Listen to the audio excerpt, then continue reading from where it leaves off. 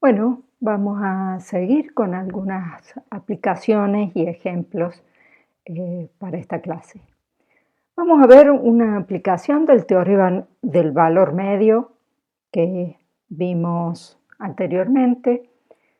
Supongamos que tenemos una función f cuya derivada es 0 para todo punto de un intervalo abierto a b. ¿Qué nos dice esto? Pensemos un poquito. Si tenemos dos puntos, x1 y x2, en el intervalo abierto a b, entonces f es derivable en el intervalo x1, x2 y continua en el cerrado. Esto es posible porque la f es derivable y continua en todo a b.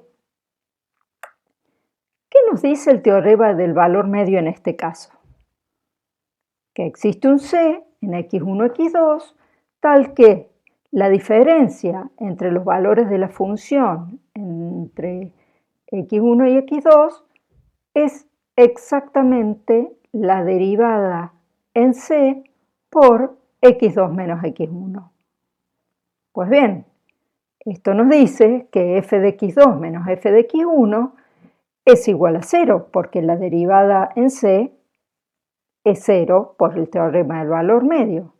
O sea que f de x2 es igual a f de x1 para todo par de puntos x1 y x2 en el intervalo AB. Esto es lo mismo que decir que f es constante en AB. Resumiendo, podemos enunciar este teorema y lo que acabamos de hacer es solamente su demostración. Si f' de x es 0 para todo x en un intervalo abierto a b, entonces f es constante en AB. Y como corolario tenemos lo siguiente. Primero que todo, digamos que es un corolario. Es una consecuencia de un teorema o de una afirmación o de una proposición. ¿Qué nos dice este corolario? Si f' es igual a g' para todo x en un intervalo AB, entonces su diferencia es constante en ese intervalo. Esto es que f de x es igual a g de x más k, donde k es una constante. Su demostración es muy sencilla, se las dejo a ustedes y solamente para hacerla hay que aplicar el teorema anterior a la función h igual a f menos g. Muy bien, veamos ahora algunos ejemplos. ¿Cuáles son los puntos críticos de f de x igual x a la 3/5 por 4 menos x? Bueno, recordemos que los puntos críticos eran los puntos donde la derivada se anula o donde la derivada no existe. Calculemos la derivada de f. F es un producto de funciones, por lo tanto, es la primera, la derivada de la primera por la segunda sin derivar, más la primera por la derivada de la segunda. Eso nos da, haciendo las cuentas, que f' en x es 12 menos 8x sobre 5 por x a la 2/5. Por lo tanto, f se anula si solo si x es exactamente 3 medios. 3 medios es el punto en donde el numerador se anula. Con eso nos basta. Y tengamos en cuenta que f' no existe en x igual a 0.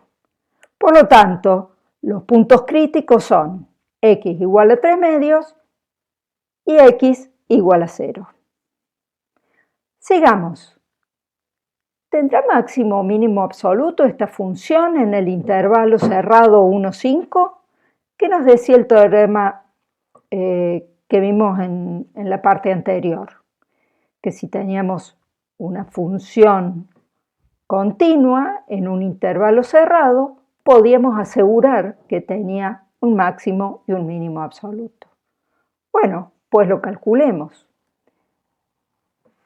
¿Qué teníamos que hacer? Evaluar la función en los puntos críticos y en los extremos. Esos eran los candidatos a ser máximos y mínimos absolutos. Pues bien, f en 1 es 3, f en 5 es menos 5 a la 3 quintos, y eso es aproximadamente menos 2,63. Y f en 3 medios, que era el punto crítico, dentro de ese intervalo, porque 0 no está en el intervalo 1, 5, es igual a menos 3 medios a la 3 quintos por 5 medios, que es aproximadamente menos 3,19. Es decir, tenemos un máximo absoluto en x igual a 1 y tenemos un mínimo absoluto en x igual a 3 medios. Muy bien, seguiremos entonces en la próxima clase.